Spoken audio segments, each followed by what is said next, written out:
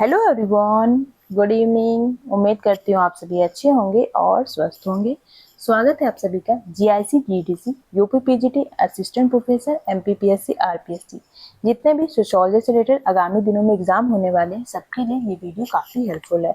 अगर आप चैनल पर नए होंगे तो चैनल को सब्सक्राइब कीजिएगा, वीडियो अच्छी लगे तो वीडियो को लाइक कीजिएगा और अगर आप बाद में वीडियो देख रहे हैं तो वीडियो को लाइक करके हाइप का बटन जरूर दबाइएगा। तो चलिए शुरू करते हैं आज की वीडियो। और आपको किसी भी क्वेश्चन में कोई भी डाउट हो तो आप कमेंट बॉक्स में मुझसे पूछ सकते हैं, एक बार मैं इसको रीचेक कर लूंगी। तो चलिए शुरू करते हैं आज की वीडियो। देखते हैं आज का हमारा पहला प्रश्न क्या है। महिला आरक्षण विधेयक वुमेन्स रिजर्वेशन बिल पहली बार कब प्रस्तुत किया गया था? ऑप्शन ए है 1992 में, ऑप्शन बी है 1996 में, ऑप्शन सी है 2008 में और ऑप्शन डी है 2023 में। तो बताइए वुमेन्स रिजर्वेशन बिल पहली बार कब आया था? तो इस क्वेश्चन का जो राइट आंसर वो है 1996 में। ऑप्शन बी इस क्वेश्चन का राइट आंसर है। 12 सितंबर 1996 को ये बिल आया था। तब किसकी सरकार थी? तब एचडी देवेगौड़ा की सरकार थी।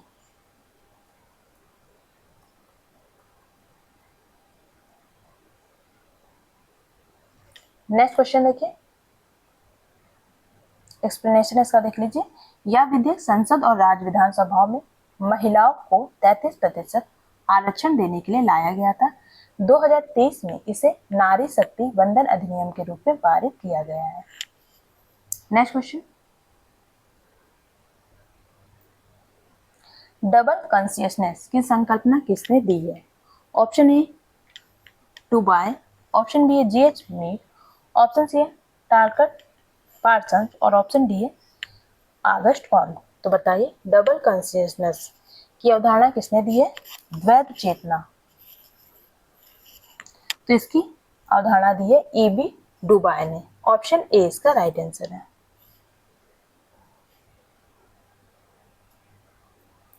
डबल कॉन्शियसनेस मतलब दोहरी चेतना की संकल्पना वेब डू बॉयस ने दी थी। उन्होंने 1903 में अपनी पुस्तक the soul of black folk में इस अवधारणा को प्रस्तुत किया था, जिसमें उन्होंने अफ्रीकी अमेरिकियों द्वारा अनुभव किए जाने वाले आंतरिक संघर्ष को समझाया। इस संकल्पना के अनुसार अफ्रीकी अमेरिकी अपनी अफ्रीकी विरासत और अमेरिकी नागरिक होने के कारण एक ही समय में दो अलग अलग दृष्टिकोणों को खुद को देखते हैं। मतलब जो अमेरिकी और अफ्रीकी विरासत थी वहां पर अमेरिकी नागरिक क्या करते थे? एक ही समय में दो अलग अलग दृष्टिकोणों से खुद को देखते थे। इसे ही कहते हैं दोहरी चेतना। ऑप्शन ए इसका राइट आंसर है। नेक्स्ट क्वेश्चन देखिए, एवोल्यूशन उद विकास और इकोलॉजी पारिस्थितिकी पुस्तक किसकी है? Option A Julie Stewart, option B है रामचंद्र गुहा, ऑप्शन सी है राधा कमल मुखर्जी और ऑप्शन डी है डार्विन। तो बताइए एवोल्यूशन एंड इकोलॉजी ये इनमें से किसकी पुस्तक है?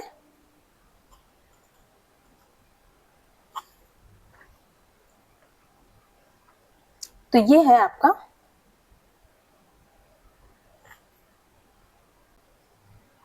तो इसका जो राइट आंसर वो है ऑप्शन सी राधा कमल मुखर्जी। ऑप्शन सी इसका राइट आंसर है। नेक्स्ट क्वेश्चन देखिए, राष्ट्रीय खाद्य सुरक्षा अधिनियम नेशनल फूड सिक्योरिटी एक्ट कब लागू हुआ था? ऑप्शन ए है 2011 में, ऑप्शन बी है 2012 में, ऑप्शन सी है 2013 में और ऑप्शन डी है 2014 में। तो बताइए राष्ट्रीय खाद्य सुरक्षा अधिनियम कब लागू हुआ था?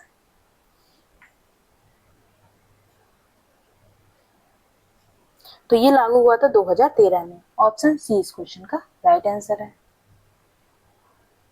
यह अधिनियम गरीब परिवारों को सस्ते दर पर अनाज उपलब्ध कराने की गारंटी देता है। राष्ट्रीय खाद्य सुरक्षा अधिनियम। नेक्स्ट क्वेश्चन देखिए, पोस्ट मॉडर्न समाजशास्त्र मुख्य केंद्र क्या है? ऑप्शन ए सार्वभौमिक सत्य की खोज करना, ऑप्शन बी एकल दृष्टिकोण से समाज को देखना, ऑप्शन सी विविधता अस्थिरता और विमर्श और ऑप्शन डी पारंपरिक नैतिकता की स्थापना। तो बताइए पोस्ट मॉडर्न समाजशास्त्र मुख्य केंद्र क्या है? तो इसका मुख्य केंद्र विविधता, अस्थिरता और विमर्श। ऑप्शन सी इस क्वेश्चन का राइट आंसर है। पोस्ट मॉडर्न दृष्टिकोण यह मानता है कि कोई एक सार्वभौमिक सत्य नहीं होता है, समाज निरंतर बदलता है और कई दृष्टिकोणों से व्याख्यायित होता है। नेक्स्ट क्वेश्चन, प्रकट और अप्रकट प्रकार है, मतलब लेटेंट और मैनिफेस्ट फंक्शन की अवधारणा किसने दी है? Option A Durkheim, option B Parsons, option C है मर्टन और ऑप्शन डी वेबर। तो बताइए प्रकट और अप्रकट प्रकार की बात इनमें से कौन करता है? तो ये करते हैं आर के मर्टन। ऑप्शन सी इस क्वेश्चन का राइट आंसर है। मर्टन ने कहा कि किसी भी सामाजिक संस्था के दो प्रकार होते हैं, एक होता है मैनिफेस्ट प्रत्यक्ष और दूसरा होता है लेटेंट अप्रत्यक्ष प्रकार है। नेक्स्ट क्वेश्चन, सूचना का अधिकार आरटीआई संशोधन अधिनियम किस वर्ष पारित हुआ था? ऑप्शन ए है 2015, ऑप्शन बी है 2018, ऑप्शन सी है 2019 और ऑप्शन डी है 2021। तो बताइए सूचना का अधिकार संशोधन अधिनियम किस वर्ष पारित हुआ था? तो ये पारित हुआ था 2019 में। ऑप्शन सी इसका राइट आंसर है। इसका जो मूल अधिनियम आया था, मूल अधिनियम वो आया था आपका 2005 में।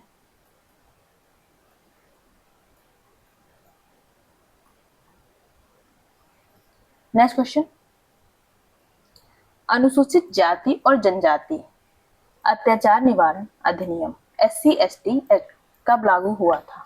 ऑप्शन ए 1985 में, ऑप्शन बी 1987 में, ऑप्शन सी 1989 में और ऑप्शन डी 1991 में। तो बताइए अनुसूचित जाति और जनजाति निवारण अधिनियम कब लागू हुआ था?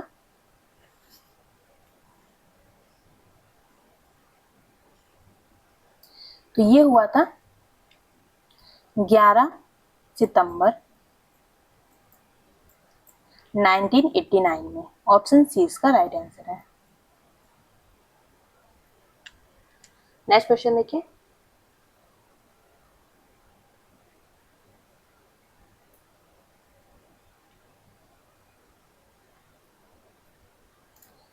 इमैनुअल वॉलस्टीन की वर्ड सिस्टम थ्योरी के अनुसार विश्व का विभाजन कैसे किया गया है?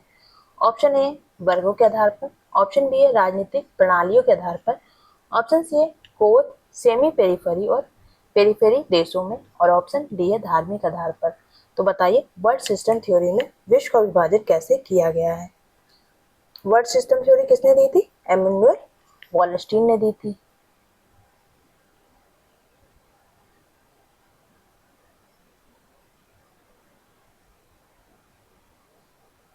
तो ये थे कोर, सेमी पेरिफेरी और पेरिफेरी देशों में। ऑप्शन सी इसका राइट आंसर है।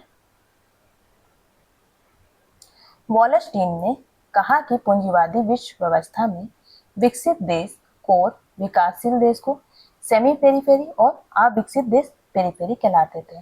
विकसित देश को कोर में रखा गया था, विकासशील देश को सेमी पेरिफेरी में और अविकसित देश को पेरिफेरी में रखा गया था।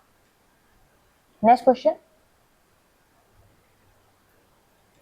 दुर्खिम की सामाजिक एकता के दो प्रकार कौन कौन से हैं? ऑप्शन ए व्यक्तिगत और सामूहिक, ऑप्शन बी जैविक और यांत्रिक, ऑप्शन सी संरचनात्मक और कार्यात्मक और ऑप्शन डी सांस्कृतिक और सामाजिक। तो बताइए सामाजिक एकता के दो प्रकार दुर्खिम ने कौन कौन से बताए?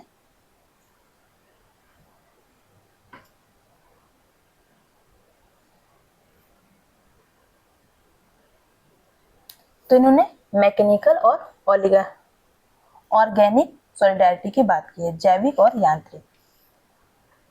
ऑप्शन बी इस क्वेश्चन का राइट आंसर है। कौन सी इनकी पुस्तक है जिसमें इन्होंने बात की है? पुस्तक का नाम है the division of labour in society. ये इनकी पुस्तक है जिसमें इन्होंने सामाजिक एकता के दो प्रकार बताए हैं, एक बताया यांत्रिक और दूसरा बताया जैविक।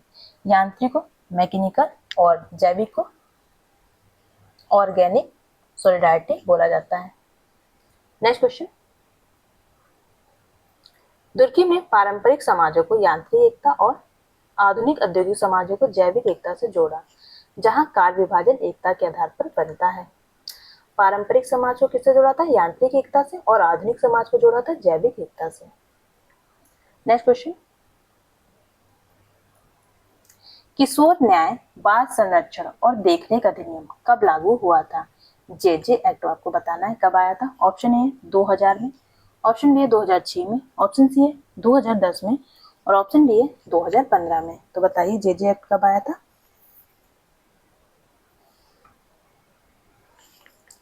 तो ये आया था आपका 2000 में। ऑप्शन ए इस क्वेश्चन का राइट आंसर है। देन उसके बाद इसमें संशोधन होके ये बाद में आया था 2015 में। इस अधिनियम के तहत अपराध में शामिल नाबालिगों को पुनर्वास और सुधार का अवसर दिया जाता है। किन्हें? जो अपराध में शामिल होते हैं बच्चे नाबालिग, उन्हें पुनर्वास और सुधार का अवसर दिया जाता है। नेक्स्ट क्वेश्चन देखिए, मिशेल फूको के अनुसार पावर नॉलेज क्या है? ऑप्शन ए शक्ति केवल राजनीतिक होती है, ऑप्शन बी ज्ञान और शक्ति एक दूसरे से स्वतंत्र होते हैं, ऑप्शन सी ज्ञान शक्ति का एक रूप होती है और ऑप्शन डी शक्ति केवल शासक वर्ग में होती है। तो बताइए शक्ति और ज्ञान में क्या संबंध बताया है मिशेल फूको ने? तो इसका जो राइट आंसर है वो है शक्ति ज्ञान शक्ति का एक रूप है। ऑप्शन सी इसका राइट आंसर है। फूको ने कहा है कि ज्ञान सिर्फ सूचना नहीं बल्कि नियंत्रण का साधन है। यह समाज में शक्ति संबंधों को बनाए रखता है।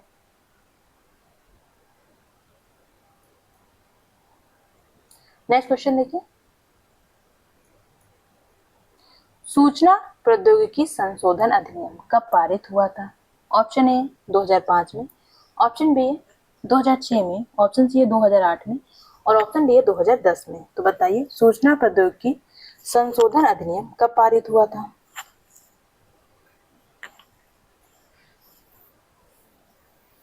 तो इस क्वेश्चन का जो राइट आंसर वो है ऑप्शन सी 2008 में।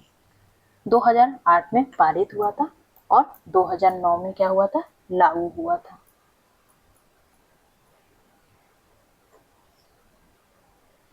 इसमें साइबर सुरक्षा, डेटा प्रोटेक्शन और ऑनलाइन अपराधों से निपटाने के प्रावधान जोड़े गए थे। किसमें? सूचना प्रौद्योगिकी संशोधन अधिनियम में। नेक्स्ट क्वेश्चन देखिए, the rules of sociological method पुस्तक का मुख्य उद्देश्य क्या है? ऑप्शन ए समाज का दार्शनिक अध्ययन करना, ऑप्शन बी समाज की वैज्ञानिक पद्धति बताना, ऑप्शन सी अर्थशास्त्र की समीक्षा करना और ऑप्शन डी मनोविज्ञान से तुलना करना। तो ये बताइए पहले कमेंट बॉक्स में ये पुस्तक है किसकी? The rules of sociological method. ये जो पुस्तक है वो है इमाइल दुर्खीम की। किसकी है? दुर्खीम की है। तो इसका जो राइट आंसर वो है ऑप्शन बी समाज शास्त्रीय वैज्ञानिक पद्धति बताना। The rules of sociological method का उद्देश्य है। नेक्स्ट क्वेश्चन देखिए, कौन सा दृष्टिकोण समाज को एक जैविक प्रणाली के रूप में देखता है?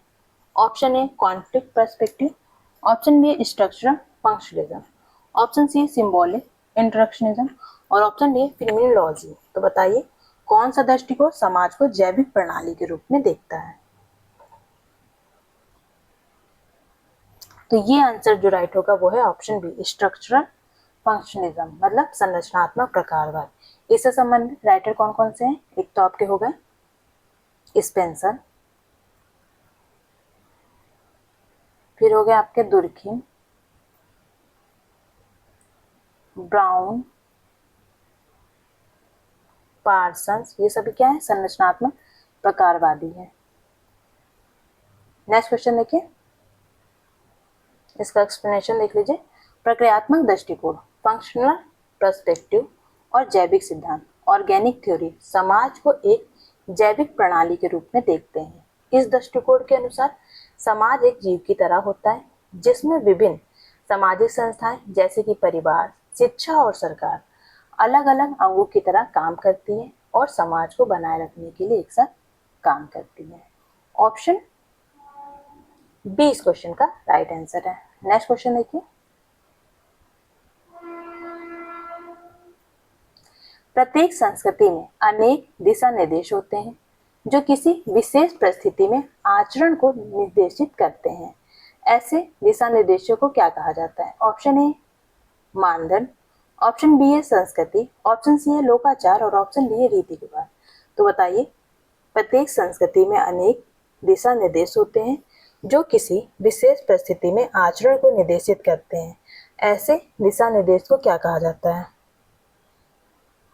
तो इन्हें हम नॉर्म्स कहते हैं। नॉर्म्स मतलब मानदंड। ऑप्शन ए इसका राइट आंसर है। नेक्स्ट क्वेश्चन देखिए,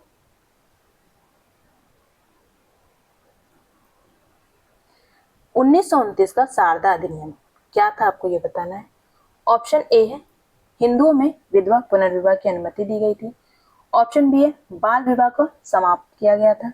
ऑप्शन सी है महिलाओं को विचार अर्जित करने की अनुमति दी गई थी। और ऑप्शन डी है निम्न जातियों को उच्च जातियों में विवाह करने की अनुमति दी गई थी। तो बताइए, शारदा अधिनियम 1929 क्या था? तो इसके द्वारा बाल विवाह को समाप्त किया गया था। ऑप्शन बी इस क्वेश्चन का राइट आंसर है।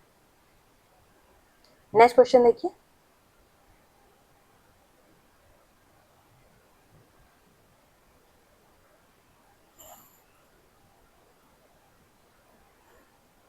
ट्रांसजेंडर अधिकारों का संरक्षण अधिनियम कब लागू हुआ था? ऑप्शन ए है 2016, ऑप्शन बी है 2018, ऑप्शन सी है 2019 और ऑप्शन डी है 2020। तो बताइए, ट्रांसजेंडर अधिकारों का संरक्षण अधिनियम कब लागू हुआ था? तो ये लागू हुआ था 2019 में। ऑप्शन सी इसका राइट आंसर है। किस डेट को हुआ था? 19 जुलाई 2019। नेक्स्ट क्वेश्चन,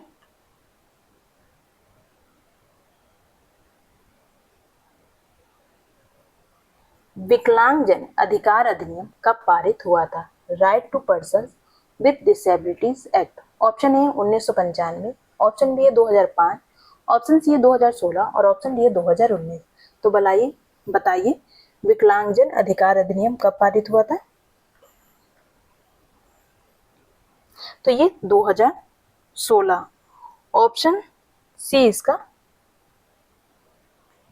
राइट आंसर है। इसने 1995 में जो एक्ट आया था उसको रिप्लेस किया था।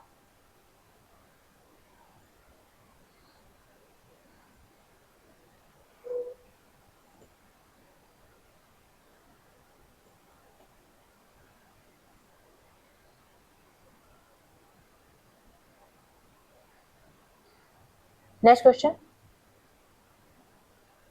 इस अधिनियम में दिव्यांगजनों के अधिकारों की सुरक्षा और 21 प्रकार की विकलांगताओं को मान्यता दी गई है।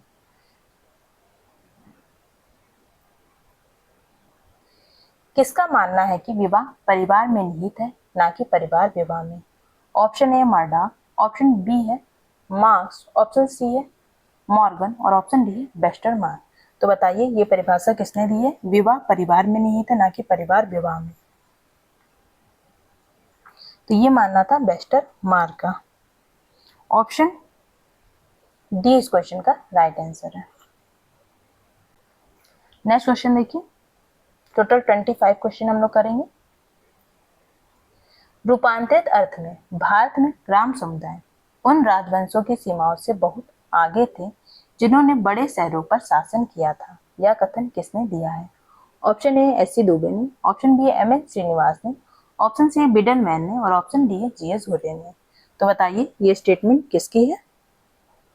भारत के ग्राम समुदाय उन राजवंशों की सीमाओं से बहुत आगे थे जिन्होंने बड़े शहरों पर शासन किया। यह कथन किसने दिया है? बताइए।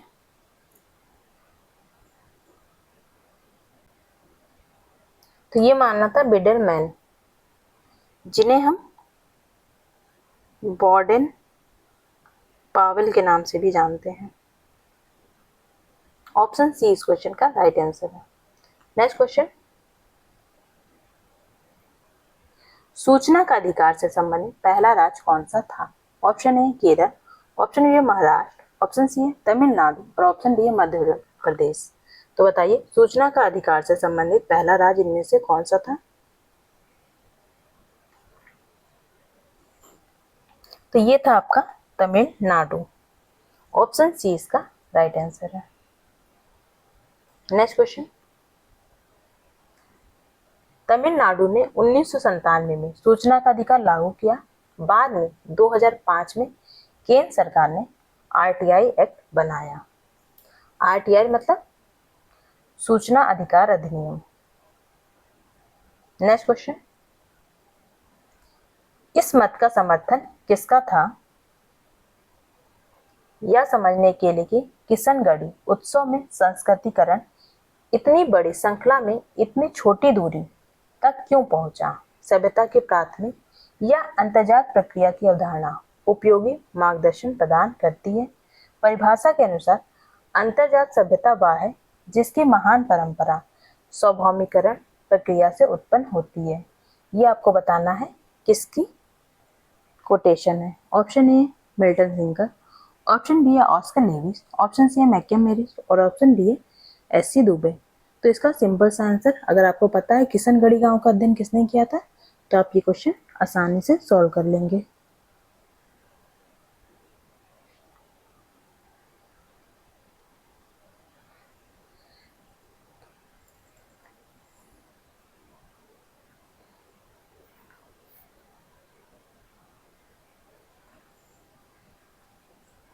तो इस क्वेश्चन का जो राइट आंसर है वो है ऑप्शन सी मैककेम मेरिट। ऑप्शन सी इसका राइट आंसर है। नेक्स्ट क्वेश्चन, जैसा कि लोबी ने बताया है कि निम्नलिखित में से किसके पास सामंती आधार पर संपत्ति थी? ऑप्शन ए दक्षिणी अफ्रीका के जुलू के पास, ऑप्शन बी है उत्तरी अमेरिका के होपी के पास, ऑप्शन सी है युगांडा के दाहोमी के पास और ऑप्शन डी है मध्य भारत के गोंड के पास। तो बताइए ऑप्शन राइट कौन सा होगा?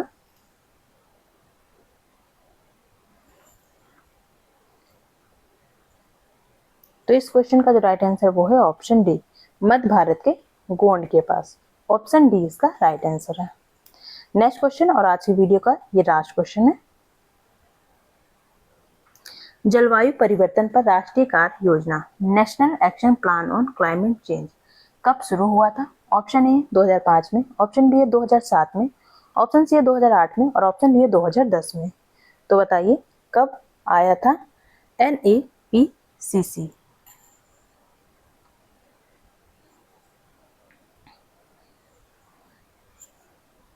तो ये आया था 30 जून 2008 में। ऑप्शन सी इस क्वेश्चन का राइट आंसर है। उम्मीद करती हूँ आपको क्वेश्चन अच्छे लगे होंगे। फिर भी किसी क्वेश्चन में कोई भी आपको डाउट लगता है तो आप कमेंट बॉक्स में मुझसे पूछ सकते हैं। वीडियो देखने के लिए आपका बहुत बहुत धन्यवाद। मिलते हैं कल इसी टाइम पर। Bye bye, good night, take care.